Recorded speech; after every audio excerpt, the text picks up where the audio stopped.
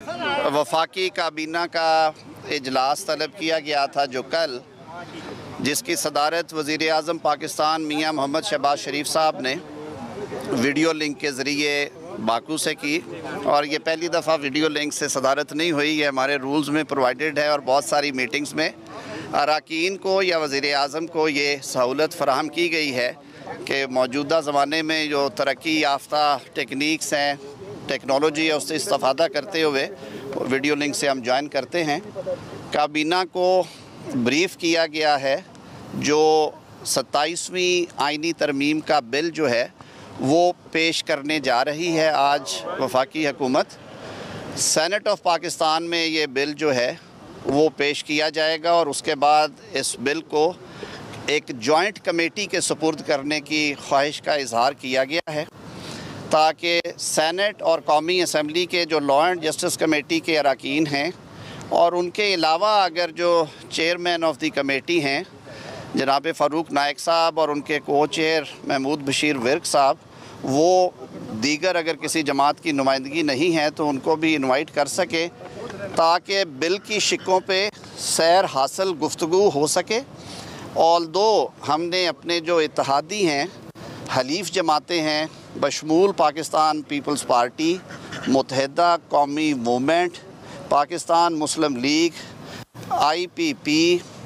पाकिस्तान बलोचिस्तान अवामी party, national अवामी ANP अवामी national party और national party जनाब एजाजुल हक साहब, इन तमाम लोगों से मुशावरत वज़ीर आज़म साहब ने की। अलग अलग आप उसकी कवरेज भी देखते रहे हैं। इस सारी तफसील मुशावरत के बाद जिन चीज़ों पे इत्तफ़ाक़ राय हुआ है उनमें जो चार्टर ऑफ डेमोक्रेसी में एक पुराना फ़ैसला था और वादा था कौम के साथ एक आइनी अदालत के क़याम का, उस पे इत्तफ़ाक़ राय हुआ है और अब एक अलग आइनी वफाकी आइनी अदालत के क़याम की तजवीज़ जो है वो बिल की सूरत में पार्लिमान के सुपुर्द की जाएगी। और जैसे मैंने कहा कि पार्लिमान बहस व तमहीज़ के बाद उस पर फ़ैसला करेगी और बिल की मंजूरी के लिए हुकूमत जो है वो अपने हलीफ जमातों के साथ इस फ़ैसले में शरीक होगी इंशाअल्लाह अज़ीज़। इसके अलावा आपने देखा कि पिछले दिनों में जजेस की ट्रांसफ़र के ऊपर काफ़ी ज़्यादा बहस तमहीज़ हुई और ये एतराज़ भी उठाया गया कि देखें जी, इसमें वज़ीर आज़म साहब ये प्रपोज़ करते हैं, सदर साहब को हदायत करते हैं, तो इसमें एग्ज़ेक्टिव का कुछ ज़्यादा रोल नहीं। हालांकि उस निज़ाम में भी 3 चीफ़ जस्टिस साहिबान जिस सूबे से जज साहब जा रहे हैं, जिस सूबे में जज साहब ने जाना है वहाँ की हाई कोर्ट्स के चीफ़ जस्टिस साहिबान और चीफ़ जस्टिस पाकिस्तान की जो कंकरेंस है, कंसल्टेशन है, वो शामिल थी। इस प्रोसेस को मज़ीद ट्रांसपेरेंट करने के लिए तजवीज़ ये किया गया है बिल में कि जो जजेस ट्रांसफ़र है वो जुडिशल कमीशन ऑफ पाकिस्तान के सुपुर्द की जाए और उसमें इजाफ़ा ये किया गया है, बेटा आप ज़रा मौका देंगे, उसमें ये इजाफ़ा किया गया है कि जिस हाई कोर्ट से जज साहब की ट्रांसफ़र होना है या वो ख्वाहिशमंद हैं और जिस हाई कोर्ट में उन्हें भिजवाना है या वो जाना चाह रहे हैं, उन दोनों हाई कोर्ट्स के चीफ़ जस्टिस साहिबान भी उस अमल का हिस्सा होंगे, उस मीटिंग का हिस्सा होंगे। इसी तरह आपने देखा कि माजी में खैबर पख्तूनख्वा के जो सेनेट के इलेक्शन हैं वो अदालती कार्रवाइयों और लिटिगेशन की वजह से और कुछ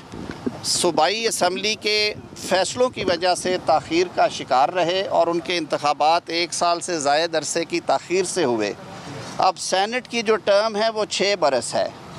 और सेनेट की खूबसूरती ये है कि ये तहलील नहीं होती कौमी असम्बली के बरक्स, और ये कंटिन्यू करती है और उस अरसे में जो लेजिस्लेटिव काम थोड़ा बहुत है वो सेनेट ने करना होता है और हर 3 साल के बाद सेनेट के चेयरमैन और डिप्टी चेयरमैन का इंतखाब भी एक आइनी ज़रूरत है। इस इबहाम को और इस लीगल इशू को हल करने के लिए उस आर्टिकल में भी मुनासिब तरमीम करके ये वजाहत करने की तजवीज़ है कि सेनेट के जो अरकान इस दफ़ा मुंतखब हुए हैं या जो आइंदा भी कभी होंगे, जिनका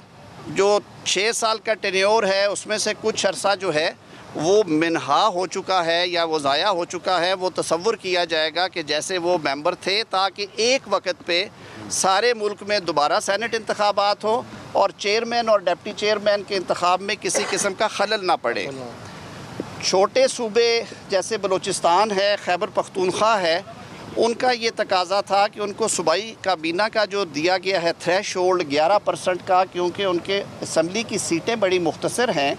तो वो महकमे पूरे नहीं होते और 5-5, 6-6 महकमे भी एक एक वज़ीर के सुपुर्द किए जाते हैं। सिंध में भी किसी हद तक ये मामला है। तो उनकी मुशावरत से, उनकी बल्कि तजवीज़ पे उस 11% को 13% करने की तजवीज़ दी गई है। इसी तरह जो एडवाइज़र्स हैं, जो नॉन इलेक्टेड लोग हैं, उनको 5 एडवाइज़र्स की पहले इजाज़त थी, लेकिन अब जो नए सब्जेक्ट्स ऐड हो रहे हैं, आईटी है, कॉमर्स के नए ढंग है और बहुत सारी चीज़ें हैं, तो ये तजवीज़ है कि उसको 5 से 7 करने के लिए पार्लिमान के सामने रखा जाए। आर्टिकल 243 के अंदर हमने माजी में बहुत सारे सबक सीखे हैं और जो स्ट्रेटेजिक और दफाई सब्जेक्ट्स हैं उनके हवाले से हमेशा इस खित्ते के बल्कि ममालिक में काफ़ी ज़्यादा बहस मुबाहिसा रहा है। हालिया पाक भारत कशीदगी और जंग ने भी हमें बहुत सारे सबक सिखाए हैं और हमें ये पता चला है कि अब जो जंग की हैयत है और उसके जो कंटूर्स हैं, उसकी जो हिकमत अमली है वो मुकम्मल तौर पे तब्दील हो चुकी है। तो इस हवाले से जो अपॉइंटमेंट्स हैं उनके तरीक़ाकार को और जो कुछ ओहदे हैं जो कि पहले आर्मी एक्ट में थे लेकिन 73 के आइन के वक्त उनका ज़िक्र नहीं हो सका, जिसमें एक ओहदा फील्ड मार्शल का है। इसी तरह दुनिया में रवाजन एयर चीफ़ के लिए और नेवल चीफ़ के लिए भी इसके पैरेलल ओहदे मौजूद हैं, तो उनका ज़िक्र करना भी ज़रूरी समझा गया है। और ये तजवीज़ दी गई है कि ये जो एज़ाज़ आप नेशनल हीरोज़ को इन एज़ाज़ात से नवाजते हैं, ये एक रैंक के साथ साथ एक सेरेमोनियल टाइटल भी है, तो ये आया उनके साथ ताहयात रहना चाहिए, ये तजवीज़ है। जहाँ तक कि उनकी कमांड का ताल्लुक़ है, वो जो लॉ में मौजूद है उसके मुताबिक रेगुलेट होती है और वो उसी तरह से रेगुलेट होती रहेगी। इस बारे में भी मुनासिब तरामीम जो हैं वो पार्लिमान के सामने रखी जाएंगी और आप सबको मालूम है कि आइनी तरामीम जो हैं वो 2/3 अक्सरियत से मंजूर होंगी तो आइन का हिस्सा बनेंगी। एक बात की मैं फिर वजाहत भी करता चलूँ कि हमारी एक हलीफ जमात मुत्तहिदा कौमी मूवमेंट ने 26वीं आइनी तरमीम के वक्त आइन के आर्टिकल 140A में तरमीम के लिए वज़ीर आज़म से और पाकिस्तान मुस्लिम लीग नून से यानी हुकूमत से रब्ता किया था और उन्होंने एक बिल जो था वो इंट्रोड्यूस करवा रखा था सेनेट में,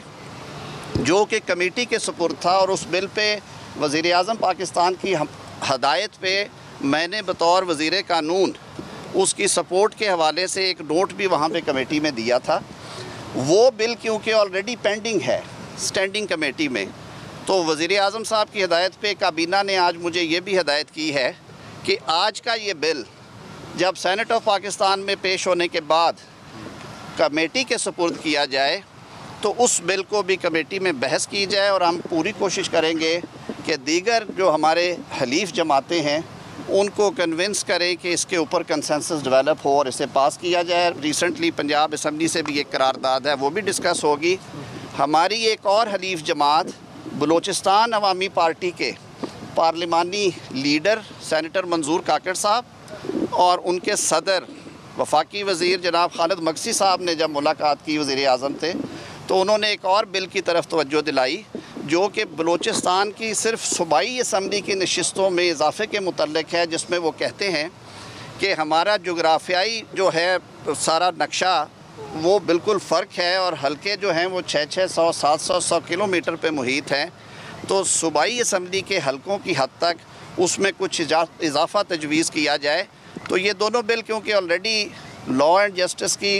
स्टैंडिंग कमेटी के पास पेंडिंग है तो उनके ऊपर भी गुफ्तगू की जाएगी। और जो मुत्तहिदा के बिल के बारे में जो मैंने कहा है वो काबीना में आज डिस्कस हुआ है। ये सारे इसके खद्दोखाल थे। अब मैंने जाके वहाँ पे काम कर कौमी निसाब की तैयारी पॉपुलेशन का महकमा वफाक के सुपुर्द करना, ओवरसीज़ को इलेक्शन में हिस्सा लेने की इजाज़त देना, ये वो तमाम मामला थे जो कि बात की जा रही थी। इसके ऊपर कोई इसके जी बिल्कुल मैं आपको अर्ज़ कर देता हूँ। इलेक्शन में हिस्सा लेने की इजाज़त देना, ये वो तमाम मामला थे जो कि बात की जा रही थी। इसके ऊपर कोई इसके जी बिल्कुल मैं आपको अर्ज़ कर देता हूँ। ये सारी चीज़ें पाकिस्तान पीपल्स पार्टी के चेयरमैन और हुकूमती जमात के हलीफ जमात के सरबराह जनाब बिलावल भुट्टो ज़रदारी साहब ने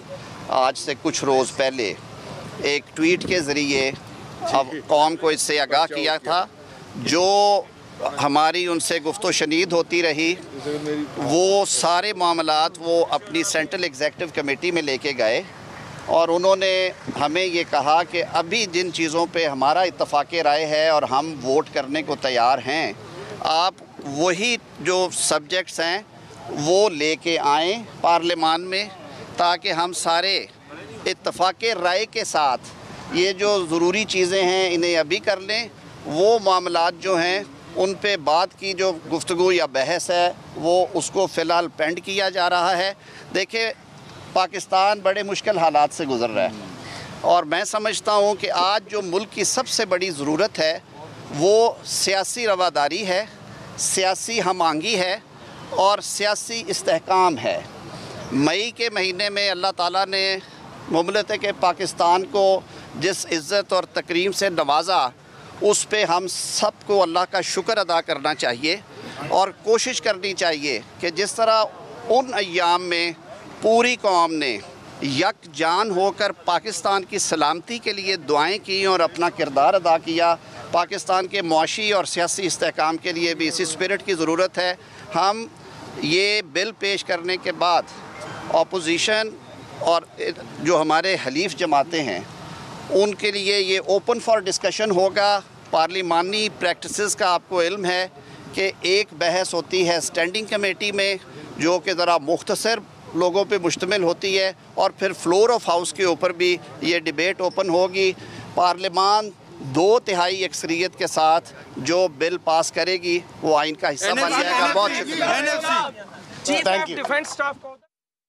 बाकी वज़ीर क़ानून आज़म नज़ीर तारड़ 27वीं तरमीम के हवाले से गुफ्तगू कर रहे थे। मीडिया से निकात के हवाले से बात करते हुए उनका कहना था कि आईनी अदालत के क़याम पर इत्तफ़ाक़ हो गया है। वफाकी काबीना ने 27वीं तरमीम की मंजूरी